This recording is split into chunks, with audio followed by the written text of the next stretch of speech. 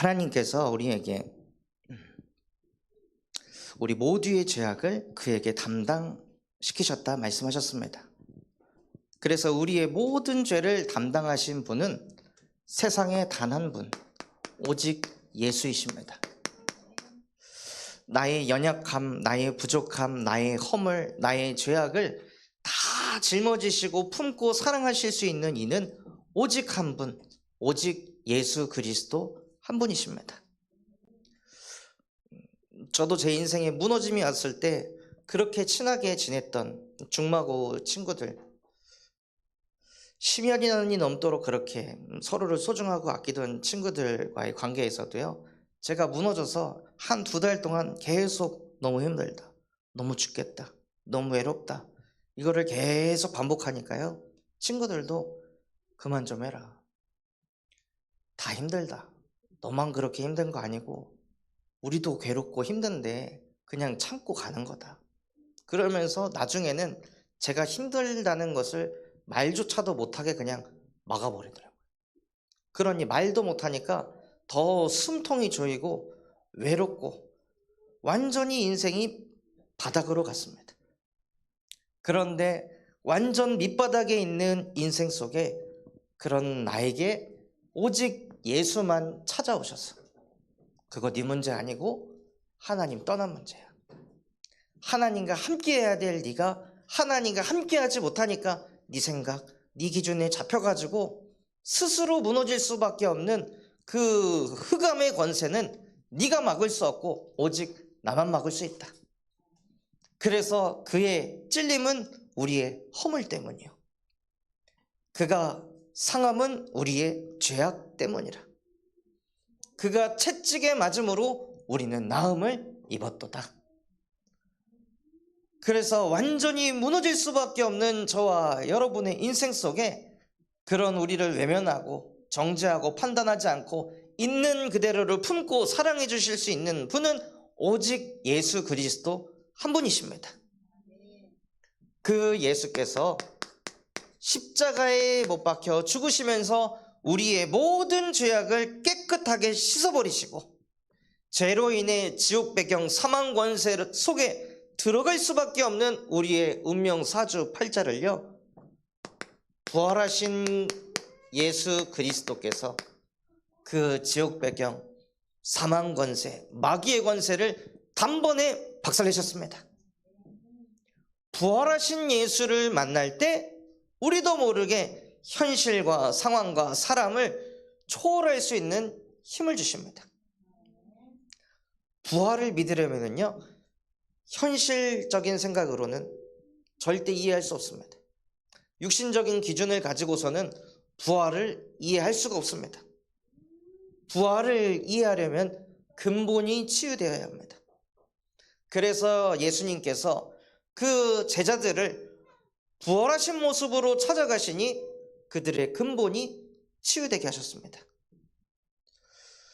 그래서 우리에게 필요한 것은요, 나를 고쳐주세요, 나를 치유해주세요가 아니라 하나님, 부활하신 그리스도가 나의 그리스도가 되게 하여 주시옵소서 하고 부활하신 예수를 만나시기 바랍니다. 그래서 저의 인생 또한도 오직 예수 그리스도께서 내가 가진 그 하나님 떠난 문제, 나는 왜 정신이 이 모양일까? 아무것도 아닌 거 가지고 이렇게 상처 잡을까? 아무것도 아닌 거 가지고 왜 이렇게 나는 쉽게 무너지고 쓰러질까? 나는 왜 이 모양 이 꼴일까? 하면서 스스로 자책하고 자괴감에 빠질 수밖에 없던 저에게 부활하신 그리스도께서 찾아오셔서 그 죄와 사망의 법에서 생명과 성령의 법으로 해방을 시켜주셨습니다. 그러니 마음에 뭐가 생기냐면요, 예수를 위해 살고 싶다, 진짜 그리스도를 위해 살고 싶다. 다 내가 나를 방치했고 다 나를 외면했고 다 나를 품어주지 못했는데 나를 품어주신 그 예수를 위해 살고 싶다. 그러면서 마음에 하나님, 저는 이제 나를 위해 살지 않고 복음의 일꾼으로 살고 싶습니다. 오직 복음을 위해 사는 그 한 사람이 되고 싶습니다.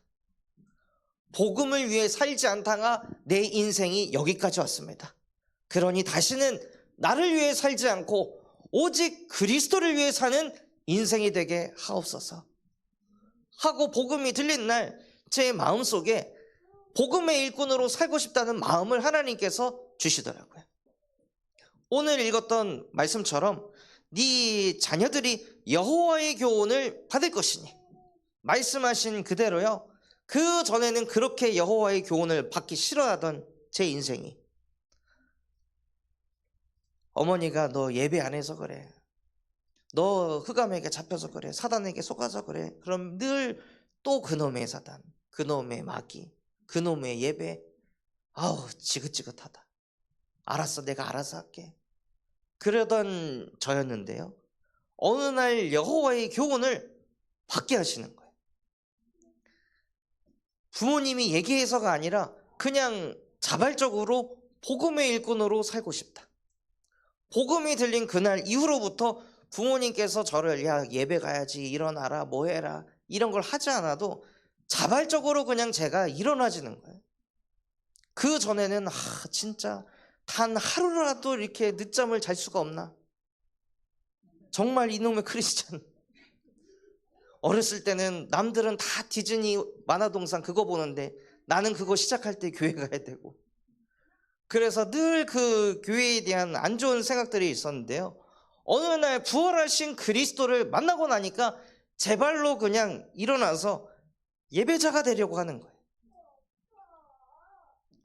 그래서 정말로 누군가를 바꾸고 고치는 복음이 아닌 하나님, 내가 먼저 복음의 일꾼이 되게 하여 주시옵소서.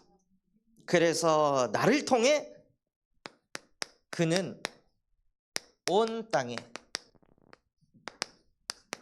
하나님이라.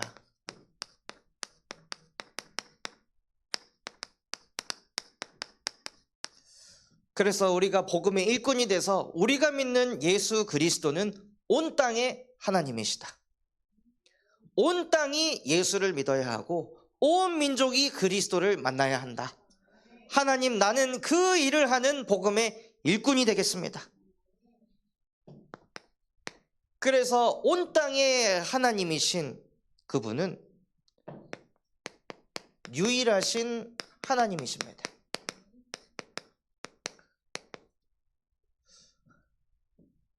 단어 그대로요, 오직 유, 하나 일, 오직 하나뿐인 하나님이십니다.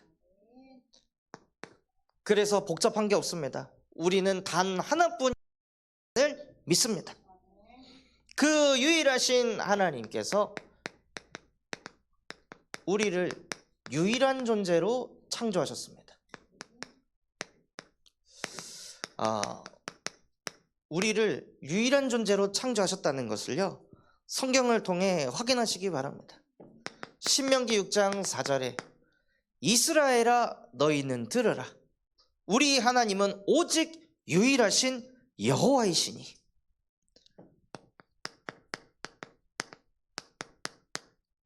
성경 말씀 속에서 하나님이 누구라고 말씀하셨습니까? 하나님은 오직 유일한 여호와라고 하셨습니다. 그리고 그 하나님은 요한복음 4장 24절 하나님은 영이시다 라고 말씀하셨습니다.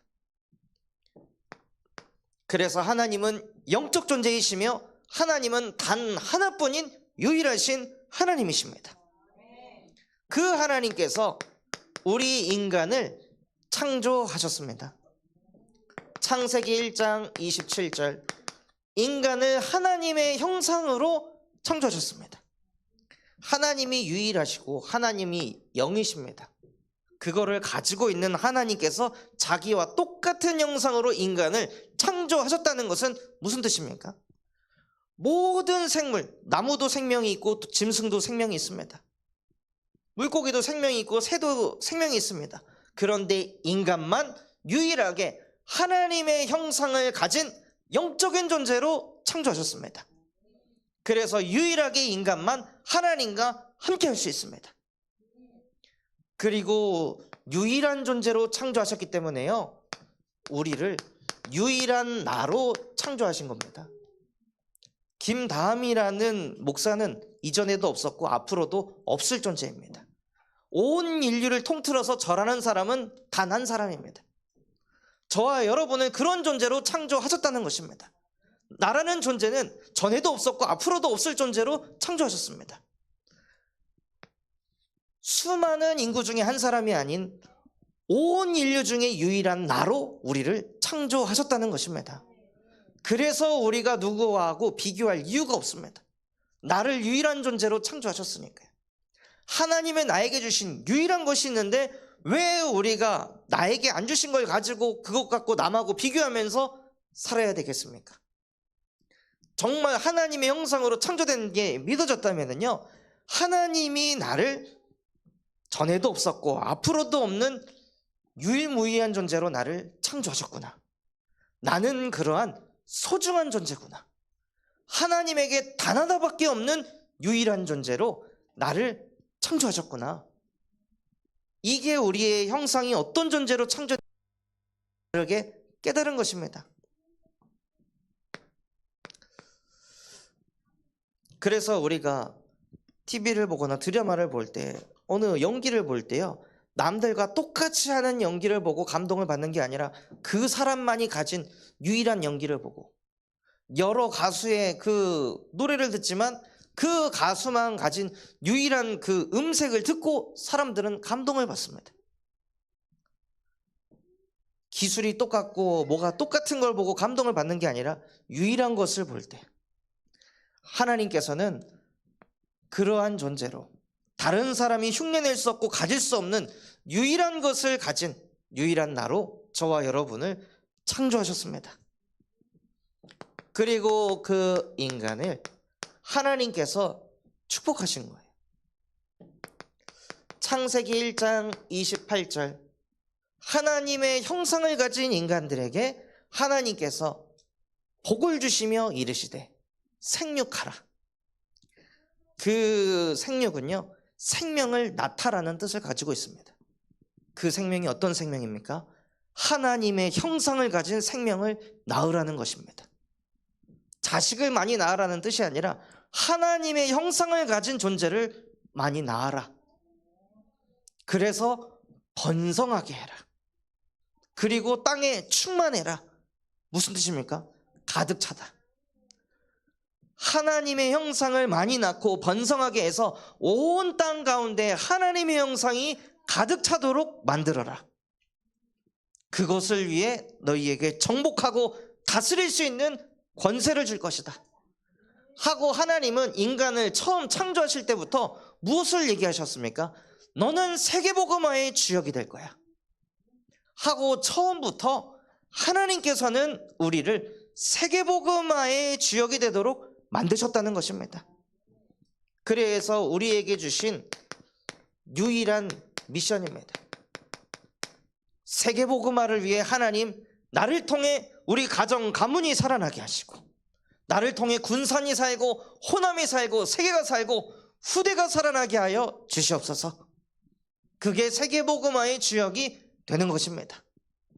그 유일한 미션을 갖고 살아가는 게 축복받은 사람입니다. 미션이 이건가 저건가 요건가 하고 헤매다가 분열되는 게 아니라 나에게 주신 유일한 미션은 단 한 가지, 세계복음화를 위해 하나님이 나를 축복하실 것이다. 그 세계복음화를 할 수 있는 존재로 저와 여러분에게 유일한 하나님의 형상을 주신 것입니다. 그런데요, 우리에게 유일한 문제가 생겼습니다. 인간이 가진 문제는 단 한 가지의 문제입니다. 하나님의 말씀대로 그 말씀 붙잡고 그 말씀 따라가는 게 원래 인간인데요, 그냥 말씀을 들으면 내 수준은 저게 안 되는데 하나님의 말씀을 들으면 저렇게 된다, 아멘입니다 하고 말씀을 받는 게 원래 인간인데, 그런 하나님의 말씀에 아담과 하와의 선악과 사건으로 그 하나님의 말씀에 불순종을 하게 되었습니다. 그래서 하나님의 말씀이 중심이 아니라 모든 게 나 중심이 되어버리는 거예요. 그래서 나 중심으로 생각해서요, 어떤 상태에 오게 되냐, 자꾸 말씀을 왜곡해서 듣는 거예요. 분명히 하나님의 말씀에는 선악과를 먹으면 반드시 죽게 된다고 말씀하셨는데 말씀을 왜곡하는 거예요. 죽을 수도 있다. 분명히 하나님께서는 유일한 나로 창조하셨는데 그런 말씀을 왜곡해서 듣는 거예요. 유일한 나로 창조하셨으면은 왜 나는 남들이 가진 저거를 못 갖게 하시는 거지? 자꾸 말씀을 왜곡해서요, 상처 속으로, 없는 곳 속으로 빨려 들어가게 합니다. 그래서 근본 자체가 하나님의 말씀도 들어가지 않고 나 중심으로 있으니까요, 그들의 정신과 마음의 상태가 어느 속으로 들어가냐, 무슨 사람의 말을 들으면 상처받을 게 아닌데 왜곡해서 듣는 거예요. 그렇게 기분 나쁠 게 아닌데 그걸 왜곡해서 자꾸 듣는 거예요. 저도 하나님 떠나서 나 중심에 이렇게 사로잡혀 있으니까요, 친척들이 이 명절 같은 때 이렇게 딱 오시면은 저는 방에 있는데 다함이라는 이 단어만 들리면 무슨 생각을 하냐, 또 내 욕하네, 또 취업 못한다고 또 나 욕하는구나, 또 나 뒷담화 까는구나, 이런 식으로 다 왜곡해가지고 듣는 거예요. 그러니까 친척 만나기 싫어, 어른들하고 대화하기 싫어. 나라는 거에 잡혀가지고요, 나에 대해 뭐라고 한 게 아닌데 전부 다 그걸 왜곡해서 듣는 거예요. 한 번은 다락방을 가서 같이 예배를 하는데 이 권사님께서 알코올 중독인 남편을 품지 못하는 자기 자신이 너무 답답하고 힘들다고 막 울면서 포럼을 하셨어요. 그런데 거실에 있던 남편분이 갑자기 문을 열고 들어오면서 막 욕을 하시면서 너 또 내 욕하지, 또 나 또 술주정뱅이라고 너 전도사님한테도 내 뒷담화까지 하면서 막 욕을 하시는 거예요. 왜곡해서 듣는 거예요. 자기라는 모든 것을 다 상처로, 아픔으로 끌고 들어가는 거예요. 자기도 모르게. 하나님의 말씀에 불순종해서 나라는 거에 완전히 딱 사로잡혀가지고요, 모든 것을 왜곡해서 듣는 거예요. 그리고 로마서 3장 23절, 하나님의 말씀에 불순종해서 죄 가운데 빠져서 육신 중심에 사로잡힌 인생으로 끌려갑니다. 그래서 자꾸 육신적으로 남하고 계속 비교하는 거예요. 왜 저럴까? 쟤는 왜 저럴까? 저도 고등학교 다닐 때 똑같은 목사 아들인데 쟤는 중형교회 목사 아들이고 나는 미자리 교회 목사 아들이라서 쟤는 저런 걸 누리고 나는 이런 걸 못 누리네. 이런 비교의식에 계속 잡혀가지고 인생을 살아가는 거예요. 남이 갖고 있고 내가 못 가진 거를 쳐다볼 것이 아니라 하나님이 나에게 주신 유일한 게 무엇일까? 이거를 찾아야 되는데요, 거기에는 관심 없고 없는 것만 계속 파고들어서 비교의식에 시달리도록 만듭니다. 그리고 요한복음 8장 44절, 너희는 너희 아비 마귀에게서 났으니 너희 아비의 욕심대로 행하고자 하느니라. 그래서 그 욕심 중에 욕심이 성공 중심입니다. 그래서 성공해서 무엇하려고 하냐, 내가 하나님이 되는 거예요. 내가 기준이 되는 거예요. 모든 것을 선과 악을 내 생각과 내 기준으로 판단하는 겁니다. 그래서 성공하면 할수록, 깨달으면 깨달을수록 자꾸 사람이 비난을 해요. 자꾸 누군가를 판단해요. 남들보다 내가 나은 게 있으면 그 나은 걸 가지고 그 사람을 돕고 섬겨야 되는데 나은 걸 가지고 자기보다 부족한 사람을 자꾸 깎아내리고 손가락질하고 판단을 합니다. 그거 하라고 하나님이 주신 게 아니잖아요. 복음도 그렇게 누립니다. 저거 복음 아닌데, 저 복음 가지고 왜 저렇게 살지 하면서 복음 가지고조차도 저 사람이 복음 아닌 것을 얘기해서 나는 복음이라고 자기를 올리는 거예요. 결국에 그게 뭐예요? 복음을 누리는 게 아니라 흑암에게 사로잡혀서 내가 더 대단한 존재야, 내가 더 믿음의 사람이야, 내가 더 복음이야, 이 속으로 끌고 가는 겁니다. 복음은 예수가 그리스도라는 게 복음이지 인간은 복음이 될 수가 없습니다.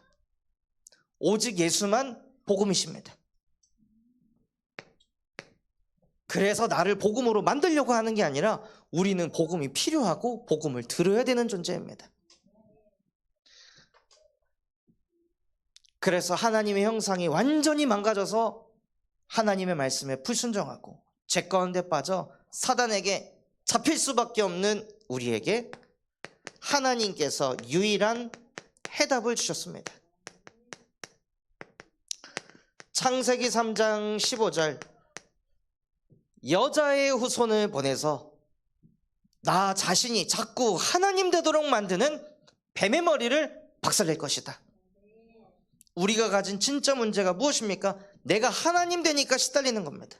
내가 모든 문제의 주인이 되니까 시달리는 거잖아요. 내가 자녀를 내 맘대로 움직이려고 하고 내 미래를, 내 경제를 내 맘대로 움직이려고 하는데 내 맘대로 안 되니까 뒤집어지는 겁니다. 그래서 그 속으로 끌고 가는 그 뱀의 머리를 아무도 막을 수 없기 때문에 이 땅에 여자의 후손을 보내셔서 박살내셨습니다. 그래서 왜 유일한 해답이냐? 여자의 후손은 유일한 여자의 후손입니다. 여자의 후손으로 태어난 존재는 예수 말고는 이전에도 없었고 앞으로도 없을 응답입니다. 유일하신 여자의 후손, 죄 없으신 예수께서 오셔야만 우리의 죄를 씻을 수 있습니다. 출애굽기 12장 3절에서 14절에 피제사를 드릴 때 너희는 흠이 없고 1년 된 수컷 양을 잡아서 하나님께 제사를 드려라.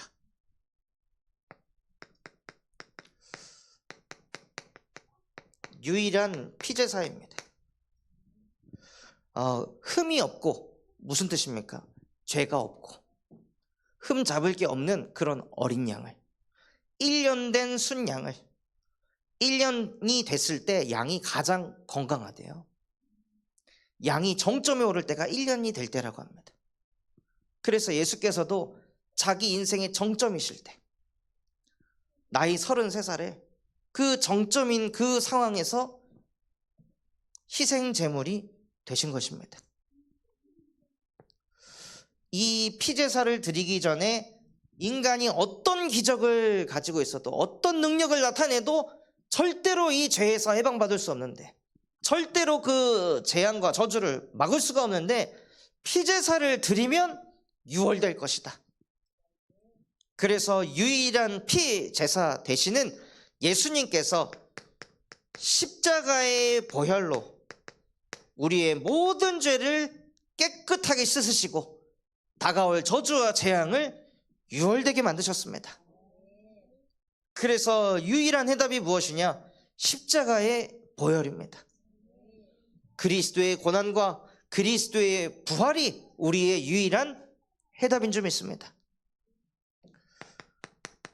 또 이사야 7장 14절, 보라 처녀가 잉태하여 아들을 낳을 것이니 그의 이름을 임마누엘이라 하리라. 우리가 어떤 상태에 있어도요, 유일하게 함께 하실 수 있는 분은 오직 하나님 한 분이십니다. 제가 아들을 그렇게 사랑해도 말 잘 듣다가 한 몇 번 말을 안 들으면요, 옷을 입힐 때 이거 입어야지, 이거 입어야지 하고 몇 번 말을 안 들으면 뚜껑이 열려요. 그리고 함께 있고 싶지 않습니다. 그렇게 함께 있고 싶은 아들인데 말을 자꾸 안 들으면요, 함께 있고 싶질 않아요. 같이 있으면은 때릴 것 같아요. 그래서 거리를 둡니다. 그런데 하나님께서는 우리가 그렇게 불순종하고 복음 그렇게 들어도 또다시 나중심에 잡혀서 또 지가 다 결정해놓고 하나님 왜 안 해주시냐고 또 따지고 있는 그런 우리를 떠나지 않고 유일하게 함께 하십니다. 그래서 그 함께를 이루기 위해서 예수께서 십자가에 못 박혀 죽고 부활하시고 보혜사 성령으로 우리와 함께 하십니다. 그것이 유일한 해답입니다. 하나님의 자녀의 해답은 하나님과 함께하는 것입니다. 하나님의 자녀의 유일한 문제는 하나님을 떠난 것이 문제이기 때문에 하나님과 함께하면서 문제를 풀어가시기 바랍니다. 그리고 우리에게 유일한 권능을 주셨습니다. 요한복음 14장 16절, 그가 우리에게 또 다른 보혜사를 주사 영원토록 함께하려 하심이라. 우리에게 주신 최고의 권능은요, 또 다른 보혜사가 우리 속에 들어와서 십자가에 못 박혀 죽고 부활하신 그리스도께서 성령으로 우리와 영원히 함께 하시는 것이 우리에게 주신 어마어마한 권능입니다. 그리고 누가복음 10장 19절에 내가 너희에게 뱀과 전갈을 밟으며 원수의 모든 능력을 제어할 권능을 너희에게 주었으니 너희를 해칠 자가 결코 없을 것이다. 그래서 그 권능을 가지고요, 현실과 사람의 말과 나의 감정에 속지 않는 것입니다. 우리가 처한 현실은 영원한 현실이 아닙니다. 지나가는 현실입니다. 그런데 자꾸 흑암은 이 현실의 문제가 마치 영원할 것처럼 우리를 속입니다. 우리는 거기에 속지만 않으면 되는 거예요. 이 현실 속에서도 하나님은 나와 함께 하십니다.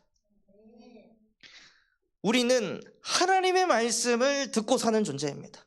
그런데 자꾸 사람은요, 사람이 한 말에 얻어 걸려가지고 무너지게 만듭니다.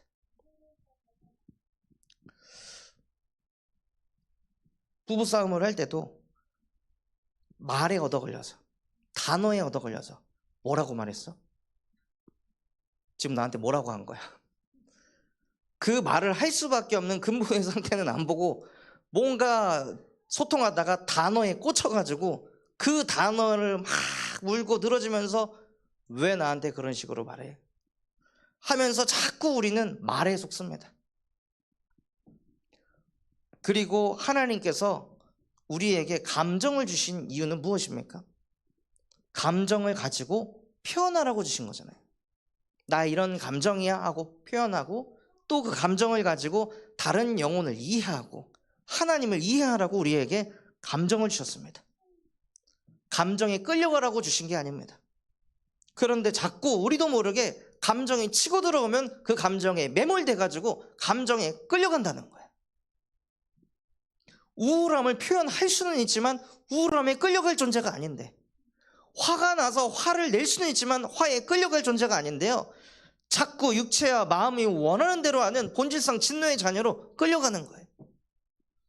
거기에 끌려가지 않을 수 있도록 원수의 모든 능력을 제어할 권능을 우리에게 주셨습니다. 하나님, 언제까지 내가 이 감정에 끌려다니면서 살아야 되겠습니까? 이 감정에 속으면서 살아야 되겠습니까? 나를 감정으로 끌고 가는 이 모든 흑암의 권세를 예수 그리스도의 이름으로 박살내 주시옵소서 하고 권능을 실제 사용하시기 바랍니다.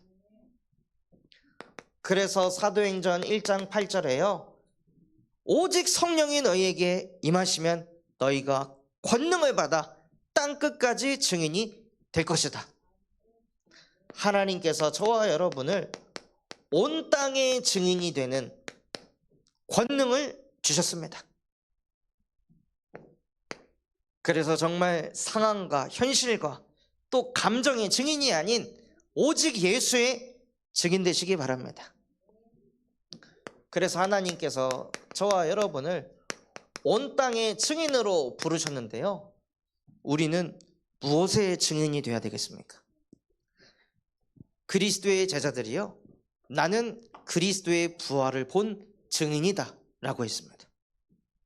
그래서 우리에게 부활의 메시지가 담겨 있어야 합니다. 누가복음 24장 40절에서 43절에요. 예수와 함께 있었을 때는 불안, 두려움이 없었던 제자들이 예수를 떠나니까, 하나님을 떠나니까요, 그 현실의 상황에 갇혀버렸습니다. 두려움에 갇혀버렸습니다. 그리고 나서 어느 상태까지 가냐? 예수를 의심하는 상태까지 들어간 거예요. 예수님이 부활하셔서 나타나는데도 못 믿는 상태까지 그냥 간 거예요. 하나님을 떠나가지고 완전히 영이 망가져가지고요. 그런 의심하는 자들에게 예수님께서 부활하신 그리스도로 그들을 찾아가시고 그들에게 증명하셨습니다. 그래서 손바닥을 만져봐라, 옆구리를 만져봐라. 나는 영이지만 살아있는 몸을 가진 존재다. 그리고 예수님께서 생선을 한번 주어봐라 해서 생선을 드시면서 실제 본인이 부활하셨다는 것을 제자들에게 알리셨습니다. 그리고 나서요, 우리 누가복음 24장 44절 말씀을 같이 한번 보겠습니다. 누가복음 24장 44절 말씀입니다.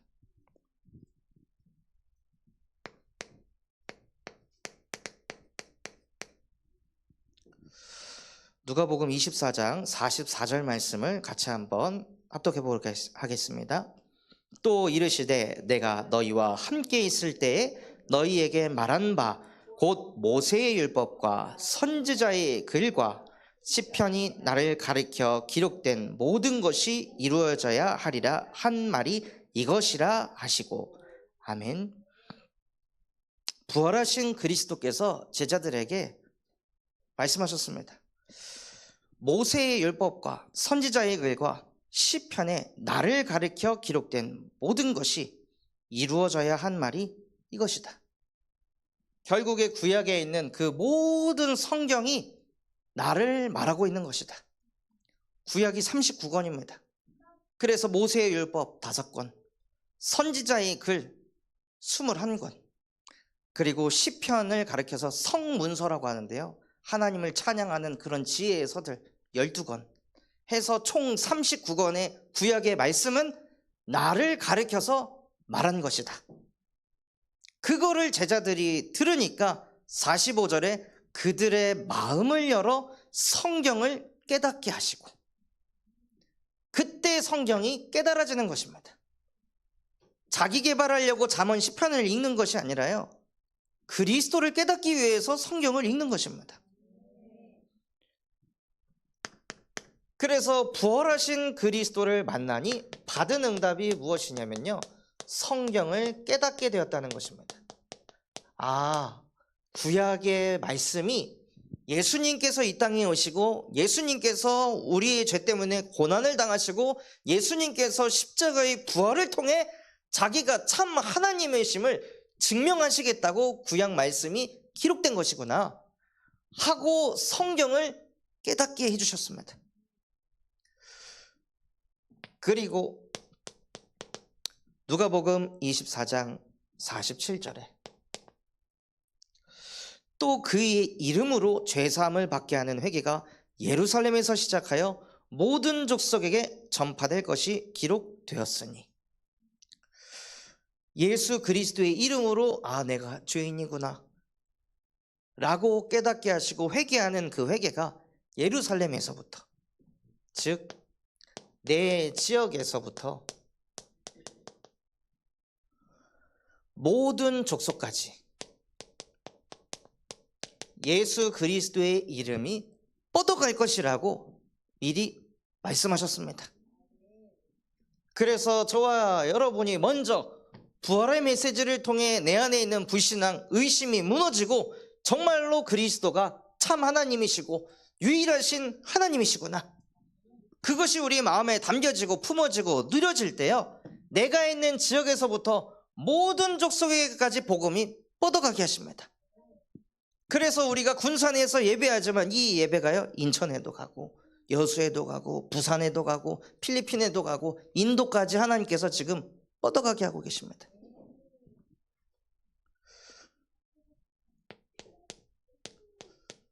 또 누가복음 24장 49절에 볼지어다 내가 내 아버지께서 약속하신 것을 너희에게 보내리니 너희는 위로부터 능력으로 입혀질 때까지 이 성에 머물라 하시니라. 마지막으로 주신 부활의 메시지가 무엇이었습니까? 위로부터 능력으로 입혀질 때까지 기도하라는 것이었습니다. 정말로 이 십자가의 부활의 능력이 보혜사 성령으로 내 안에 충만히 임할 때까지 기도하라는 것이었어요. 그래서 정말 우리가 부활하신 그리스도를 만나고 부활하신 그 메시지를 받았다면 우리의 인생이 위로부터 능력으로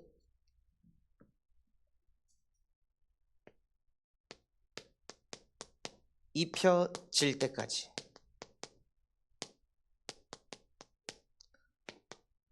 기도 속으로 들어가야 합니다. 그래서 그 부활의 메시지를 받은 제자들은 말씀대로 한 것입니다. 우리는 내가 믿고 싶은 대로 하나님을 믿는 존재가 아니라 우리는 성경대로 하나님을 믿고 그 하나님을 성경대로 믿고 누려서 성경적인 응답을 받겠다고 군산 참소만교회에서 신앙생활을 하는 것입니다.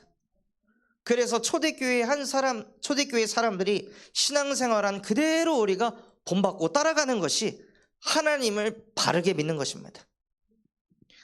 그래서 이 초대교회 사람들은요, 부활 메시지를 듣고 난 이후에 오로지 기도하기에 힘썼습니다. 어디서요? 내 현장에서, 내가 살고 있는 그 집에서, 내가 일하는 그 산업 현장에서 오로지 기도하기에 힘썼습니다. 위로부터 능력을 입을 때까지. 언제까지 기도해야 되지가 아니라 정말로 내 마음속에 성령이 내게 임했다, 성령의 충만함을 하나님이 나에게 주셨구나, 이 마음에 확신이 올 때까지 계속 기도 속으로 들어가시는 거예요. 그 기도 속으로 들어갈 때요, 사도행전 1장 20절에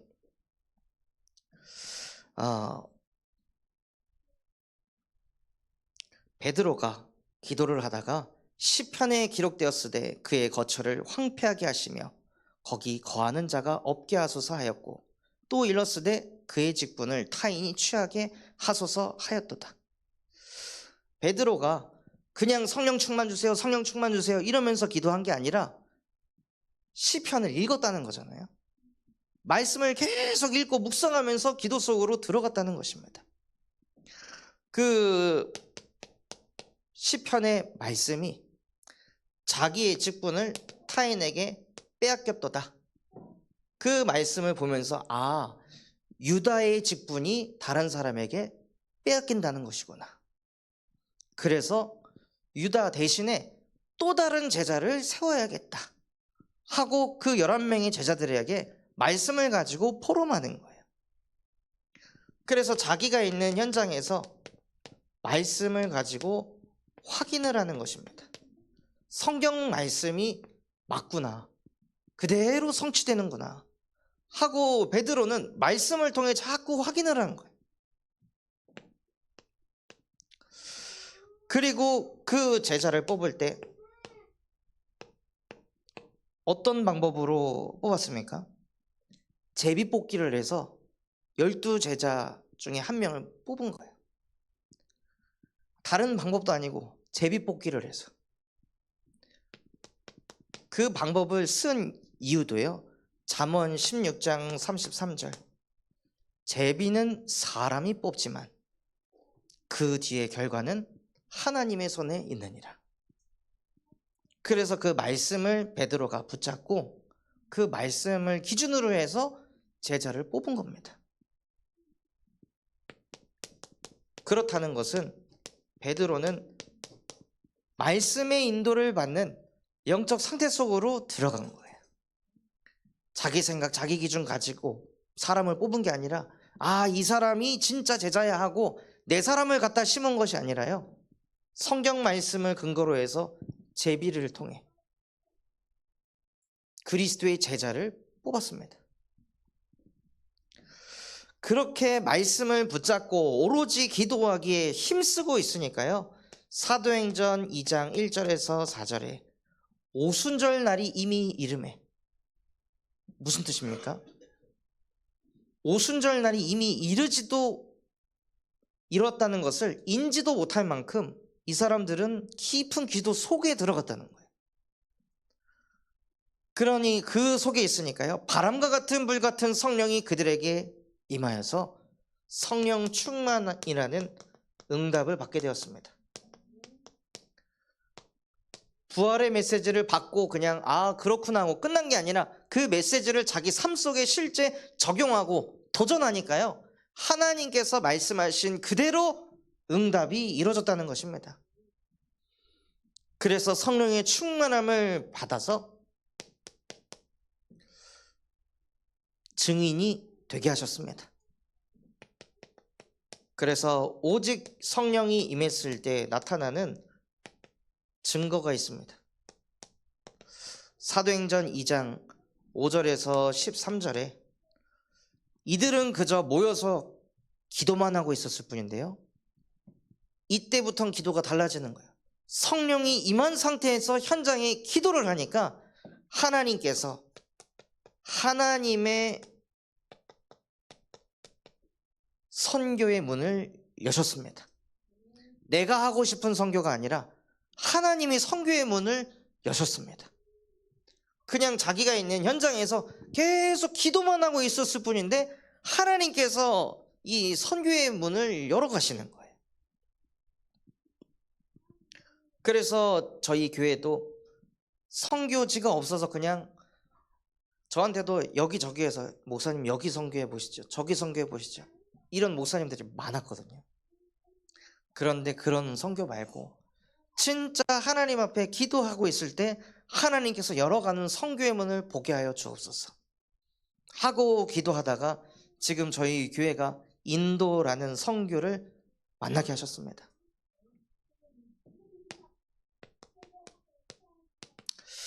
또 성령 충만이 임한 상태에서 기도를 계속하고 있으니까요. 하나님께서 십자가의 죽음과 부활의 메시지를 들을 사람들을 갖다 붙여주셨습니다. 성령 충만이 임하니까요. 하나님의 전도를 보게 하시는 거예요. 전도를 인간이 하는 게 아니라 하나님이 하시는 거구나.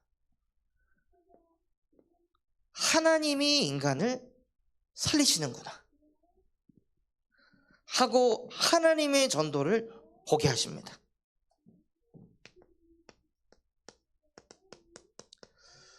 그리고 절대로 치유될 수 없었던 사람, 치유에 대해서 생각지도 않았던 그런 사람을 하나님께서 붙이셔서 그 나면서부터 안진뱅이였던 사람, 나이가 40여 세더라.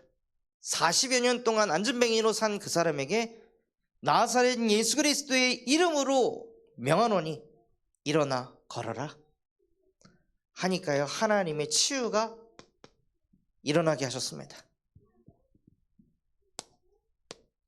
이것을 통해 하나님께서는 베드로를 온 땅의 증인이 되게 하셨습니다. 그래서 우리 또한도요, 하나님이 온 땅의 증인이 되는 권능을 주셨기 때문에 부활의 메시지를 듣고 끝나는 것이 아니라 정말로 나에게 적용하고, 그래서 말씀을 확인하고 말씀의 인도를 받아가다가 하나님이 주시는 성령의 충만함이 임할 때 저와 여러분을 통해 하나님의 선교와 전도와 치유를 보게 하실 줄 믿습니다.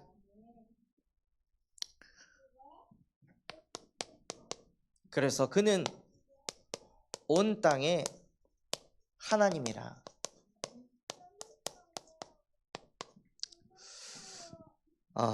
오늘 본 말씀에는요, 잉태하지 못하며 출산하지 못한 너는 노래할지어다. 산고를 겪지 못한 너는 노래할지어다. 홀로 된 여인의 자식이 남는 자의 자식보다 많음이라. 여호와께서 말씀하셨느니라.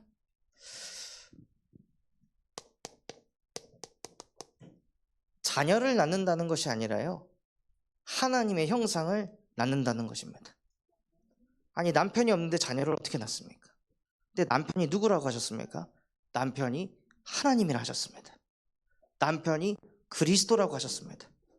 그래서 우리가 그리스도가 우리의 남편이 되게 하셔서 자녀를 낳는데, 그것이 무엇이냐? 하나님께서 전도 운동을 일으킬 것이라 말씀하시는 것입니다. 그래서 하나님이 하시는 전도 운동이 일어날 것이기 때문에 너는 장막 털을 넓혀라. 휘장을 아끼지 말고 넓혀라.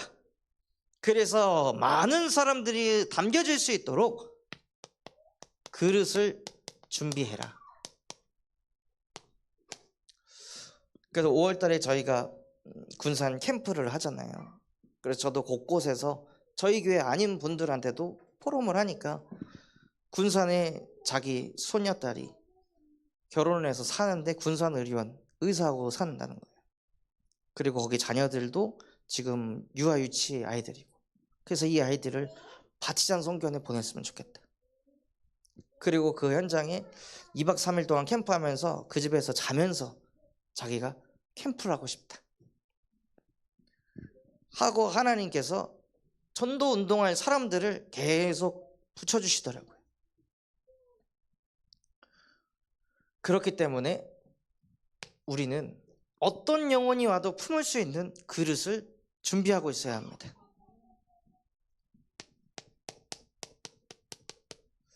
내가 전도한 사람이 아니라 할지라도, 다른 성도가 전도한 사람이라 할지라도 마치 내가 전도한 것처럼 그 사람을 품고 그 사람을 사랑하는 자체가 그릇을 준비하는 것입니다. 그리고 이사야 54장 4절에 두려워하지 말아라.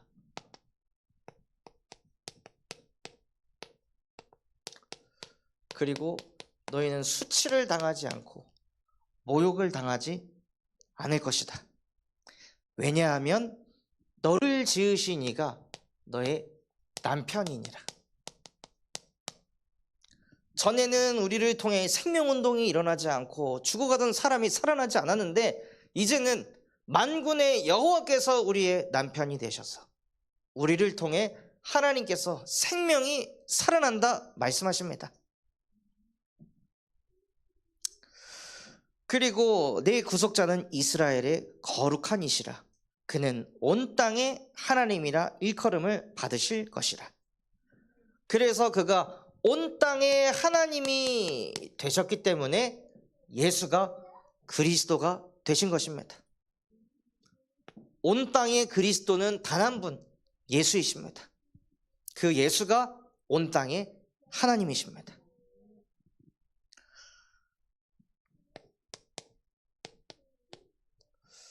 그리고 6절 8절에 여호와께서 너를 부르시며 마치 버림받아 마음에 근심하는 아내, 곧 어릴 때 아내가 되었다가 버림을 받은 자에게 함과 같이 하실 것임이라. 내 하나님께서 말씀하셨느니라. 내가 잠시 너를 버렸으나 큰 긍휼로 너를 모을 것이요, 내가 넘치는 진노로 내 얼굴을 잠시 내게서 가렸으나 영원한 자비로 너를 긍휼히 여기리라. 내 구속자 여호와께서 말씀하셨느니라. 하나님께서 우리를 버리신 것은 잠시 버리셨다고 하십니다.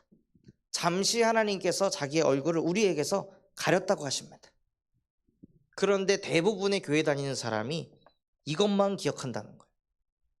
잠시 하나님이 나를 버렸다. 하나님이 나를 어렵게 했다. 하나님이 나를 고통 속으로 몰아넣었다. 이것만 기억한다는 거예요. 이게 중요한 게 아니라 하나님께서는 이것은 잠시이고 내가 너희에게 영원한 자비를 줄 것이다. 그래서 영원한 자비의 근원이 되신 예수 그리스도를 우리에게 보내준 것입니다.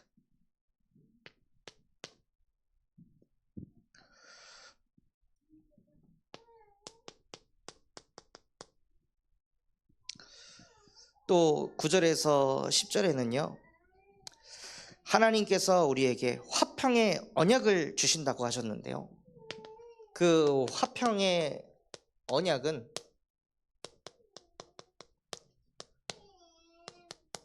흔들리지 아니할 것이다.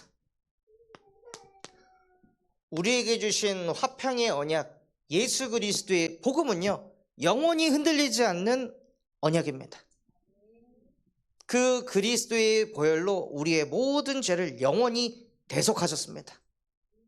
우리를 영원히 떠나지 않으시려고 십자가의 부활로 승천하셔서 보혜사 성령으로 지금도 우리와 함께하고 계십니다. 그러니 흔들리지 마시고 하나님이 나와 함께 하신다는 믿음 가지고 승리하는 인생 되시기 바랍니다. 그리고 11절에서 12절에 너 곤고하여 광풍에 유동하며 안위를 받지 못한 자여 보라. 내가 화려한 채색으로 내 돌들 사이에 더하며 청옥으로 내 기초를 쌓으며 홍보석으로 내 성벽을 지으며 석류석으로 내 성문을 만들고 내 지경을 다 보석으로 꾸밀 것이며. 무슨 뜻입니까? 경제의 축복을 준다는 것입니까? 이 뜻은요, 무너진 성전을 회복시키겠다는 뜻입니다. 무너진 개인 성전을 하나님께서 회복시키겠다고 말씀하셨습니다. 언제요? 화평의 언약을 흔들리지 않고 굳게 붙잡고 있을 때.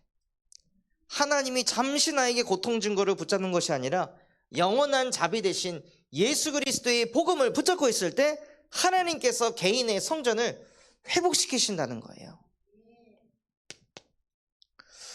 또 13절에 내 모든 자녀는 여호와의 교훈을 받을 것이니 내 자녀에게는 큰 평안이 있을 것이며. 13절에 후대를 회복시키겠다고 약속하셨습니다. 지금 내 자녀는 복음하고 너무 멀리 있습니까? 멀리 있는 자녀를 믿지 마시고 후대를 회복하시겠다는 하나님의 말씀을 붙잡으시기 바랍니다. 그럼 하나님이 하나님의 일을 행하십니다. 하나님께서 주신 언약은 흔들리지 않는 언약이라고 말씀하셨습니다.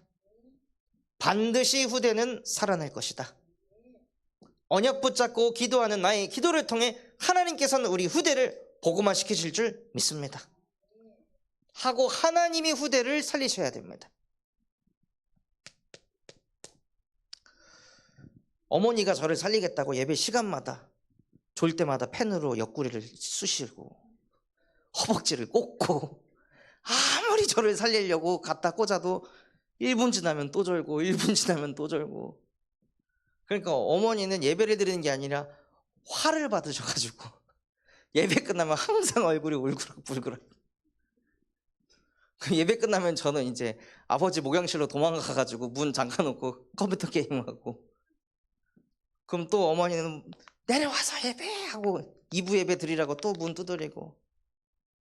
그렇게 저를 회복시킬 때는 회복이 안 되다가요, 그냥 내버려 두고 기도하시고 또 기도하시니까 어느 날 제가 자진해서 내가 살려면 하나님을 만나야겠다, 그 마음이 생기더라고요. 온갖 것을 다 해봤는데 안 되는 걸 보니 진짜 창조주 하나님이 인간을 창조하신 게 맞다면 내가 하나님을 만나면 하나님이 나를 살리시지 않을까 하고 먼저 부모님에게 찾아가서 하나님을 만나고 싶다고 제 입으로 제가 포럼을 하는 거예요. 그렇게 하나님께서 후대를 회복시키십니다. 그렇게 하나님이 저를 회복시키시니까 자진해서 나중에는 주일 예배, 또 금요 예배, 강남에서 퇴근해서 2시간을 걸려가지고 금요 예배 하러 가겠다고 설레이는 마음으로 그 예배 자리로 가게 하시는 거예요.